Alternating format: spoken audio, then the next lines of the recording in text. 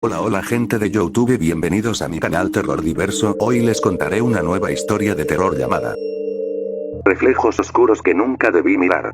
Me llamo Tomás y esta es una historia que nunca creí contar, pero siento que debo hacerlo porque temo que lo que vi aún me persigue. Vivo solo en un departamento antiguo en el centro de la ciudad donde los muros crujen como si respiraran y los espejos parecen observar más de lo que reflejan. Nunca fui supersticioso ni creyente de cosas paranormales hasta que todo comenzó hace unas semanas. Todo empezó con algo pequeño, un reflejo fugaz, una figura oscura que no debería haber estado ahí. El problema es que cuando giraba para mirar no había nadie. Recuerdo exactamente la primera vez que lo vi fue en el baño mientras me cepillaba los dientes. Noté que algo se movía detrás de mí, una silueta borrosa negra sin forma definida. Pensé que era un efecto de la luz o tal vez mi vista cansada. Trabajaba de más después de un largo día, pero al mirar fijamente el espejo la figura seguía allí inmóvil detrás de mí y cuando me di vuelta no había nada. Me estremecí sin razón aparente, me reí de mí mismo y me fui a dormir creyendo que todo era mi imaginación. Los días siguientes era un simple juego de luces. Las sombras se hicieron más frecuentes,